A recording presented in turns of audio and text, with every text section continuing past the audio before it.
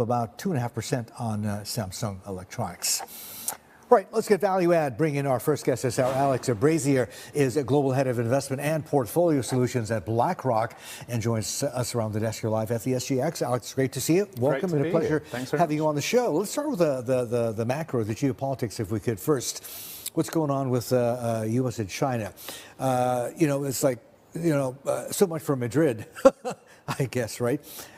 Do you think the two leaders are going to meet at the end of the month in South Korea at the APEC summit, and does it really matter? Well, I think it looks that way, and these things do matter. I think, as we saw back earlier in the year, in April. But I think we've been reminded again in recent days that there are limits to the speed with which you can disentangle two economies like the US and China, and that sort of puts a limit on things. So we may see more posturing, more noise, especially in the build-up to a meeting, but ultimately hold on to that fact. But there are risks here, and we have a lot of clients looking to do a couple of things in the current environment. One is build portfolio resilience by taking down some of that broad market exposure, looking to strategies like liquid alts and hedge funds to do that. But secondly, looking for real geographic diversity in their growth exposures. Am I hearing EM in there somewhere? Well, yes, but we've also got, in each region, there's a lot of appetite for that region. So that's true in Europe, that's true across Asia as well. It's also true, as you say, for emerging markets. So a real desire to diversify growth opportunities at the moment because of these issues. I want to get to gold. I know you like gold like everybody else, right? But you mentioned in terms of alts, hedge funds. In this kind of environment, it's all down to styles, right? As well as, of course, obviously personal managers. But what styles are working right now, do you think? Well, two things have been working particularly well in this type of environment. One is global equity market neutral strategies, and the other, particularly strategies around Asia. And that's because the cross-sectional dispersion in performance is actually quite unusually high. So there's opportunity to generate alpha from stock A versus stock B, security A versus stock B, in a way that dominates some of the broad beta exposures right now. Alex, I'm really curious. What are you telling clients about private markets, PE as well as PC private credit? I think, obviously for us, we're great believers that many portfolios don't have enough private markets in them, and they're not earning enough illiquidity premium. That's true in many economies across the world. But I think the other thing that people have to remember about private markets in a portfolio is actually the drivers of return in private equity, in private credit, and particularly in infrastructure, are actually less correlated with their public market counterparts. There's more idiosyncratic risk in them. And actually, in an environment where bonds globally have proved less of a reliable diversifier to stocks more broadly. Actually, diversifying return sources with private markets like that, it's a very healthy thing to do in a portfolio. How are you reading rates right now and where we're going with this curve? The bond guys would call it bull steepening, right? Is that set to continue, do you think? I think so. I mean, we've seen through the year a couple of things going on. People trying to assess how strong the US economy actually is. And I think it's pretty notable that the Atlanta Fed GDP Now estimate has been tracking up for Q3, now close to 4%. This is not an economy that's heading south. Okay. The labor market's been confusing, payroll growth's been pretty weak, but the unemployment rate's not been going up particularly very much because you've got a labor supply side issue going on there as well. So it's difficult to read. Still got plenty of rate cuts priced in. I think there's a question about whether we will get all of those 4 rate cuts next year. And remember, it wasn't long ago when the market was pricing in 150 basis points of rate cuts over that period. And one of the reasons, for example, our tactical opportunities team have dialed back on some of their broad equity market directional risk is a feeling that we won't get all of the policy support that people had got excited about. Are we going to see the long bond up at 5 or above? Back to that. It has traded in that range through the course of the year. And I think the underlying thing here, and this is a really sort of ongoing thing for portfolios, is the fiscal position. That US fiscal position is unsustainable over time. Powell has said as much. And actually that does create over time a tendency to just be a bit looser on inflation, to tie monetary and fiscal dynamics up a bit more. That's again meaning the stock bond correlation is less reliable, leaning into appetite to really build resilience into portfolios with some of these diversifiers. Are you concerned about this U.S. government shutdown? I think the shutdown it looks like it's in some sort of stalemate at the moment. I don't pretend to know when it could end. I think the macro effect of the actual shutdown is reasonably small. We're talking sort of 0.1 a week, and that tends to be caught up afterwards. Historically, markets have tended to look through these things. I think the bigger issue around the shutdown is in this complicated US macro picture. It's very difficult now to really assess what's going on because the data flow is constrained. Exactly, and which is what I wanted to ask you. Folks at BlackRock, for example, right, in lieu of U.S. federal government data, I mean, we're going to get the CPI print delayed, but I think that's probably the last thing we can expect from the BLS until this whole shutdown is resolved and people get back to work. Where are you getting your data, though? It must be, I guess it's private sources, or? Well, actually, we've been developing for many years now alternative data sources. Oh, okay. For example, around wage growth, around activity, and the systematic teams at BlackRock looking at all sorts of, satellite imagery, energy consumption, to try and build up a picture of what's really going on in the economy right now. And those sorts of indicators had become more and more powerful.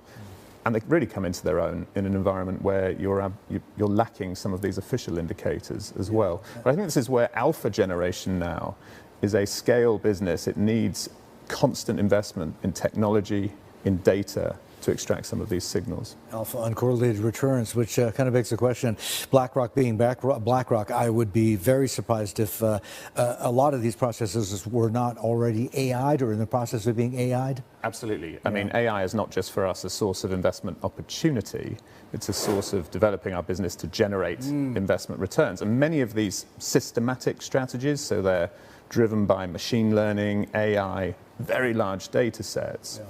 They've come into their own in this environment because they're able to generate lots of small calls. So you've got a very diversified set of alpha generation. So the sort of information ratio, the alpha per unit of volatility, is actually pretty high on many of those strategies, which, to go to the earlier point, if you combine with a kind of market neutral view, is a good way to generate additional return in an environment where you're less sure about the broad direction of markets. So this is interesting. It's working for BlackRock, right? The question is it working for anybody else? I think is the question, because after this humongous CapEx ramp, with the exception of probably Meta and maybe Microsoft, we aren't seeing the kinds of returns that would justify investments at that sort of scale, right? And we've been talking about, are we in an AI bubble or not? A lot of the folks would say, well, look, you have to be patient. This is just early innings, growth phase, and that's what happens, right? A lot of CapEx. How long do investors need to be patient for? Well, I would say on this front, actually, we have seen a lot of earnings growth in tech more broadly. People talk about bubbles, about valuations. Actually, what's really striking in the tech sector in the US is that multiples, particularly adjusted for future earnings growth, look pretty reasonable to me. What was the phrase your guest used earlier? Not crazy. The high endorsement indeed. So actually, for us, those earnings really do look to be there. And the CapEx makes a lot of sense because the key constraint here is capacity. Adoption rates for AI are rising very rapidly, but off of a low base. And the problem here is GPU and processing power.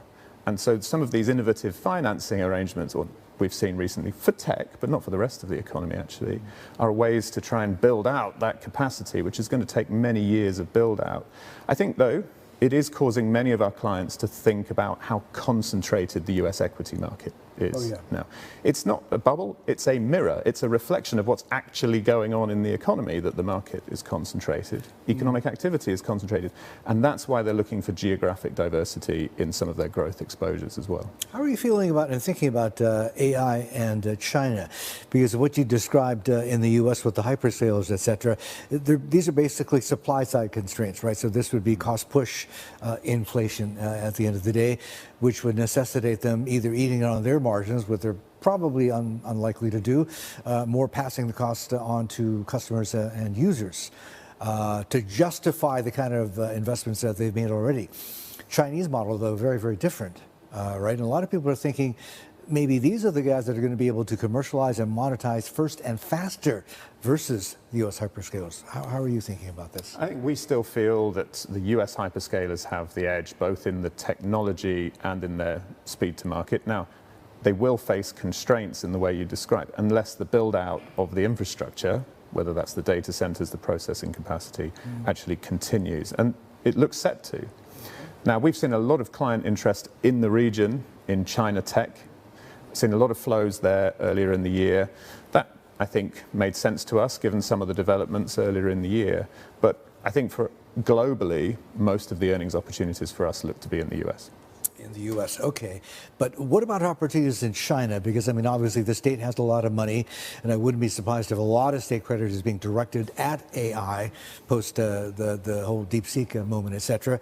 But for private money, you know, there's been sort of a drought in China for the last couple of years, but then DeepSeek dropped, and people are going like, oh, okay, maybe there's opportunity here, but it means having to team up with the state, with the government, which has its own challenges. But BlackRock doesn't see opportunities in China AI? I think it's clear to us, and we've supported many clients in doing this, that there have been opportunities. Those things were really beaten down at one point. Then, as you say, we saw a lot of inflow come in. We supported a lot of clients in doing that and getting access to that kind of investment.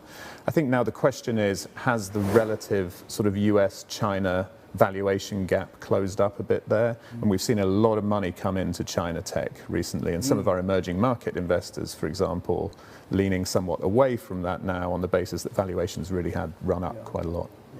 Alex, how are you viewing what's going on in Japan? It's an absolute political mess there. And, you know, we have been expecting a vote in the lower house of parliament 15th. Now it's going to be pushed back to maybe the 20th or even later. Basically, nobody knows whether Sana Takaichi is or is not going to become the next prime minister. What do you do with that? Because this is it's a pretty huge and fundamental change for politics there, because Komeito, the junior partner, after 26 years just decided, no mas, that's it, I'm out. What happens now? And what does it mean for folks like BlackRock? Well, look, I'm from the UK, so I don't go around commenting on other people's political machinations. We have our own experience of that. Okay. But look, more seriously on this, it's difficult to know where the politics will play out in the next few weeks. But hold on to some of the economic issues here around Japan. We've seen inflation come back, but I think very importantly, not all of that inflation is kind of fully embedded. It's food prices, it's the currency depreciation. And as a result, real wages in Japan are still being squeezed a bit.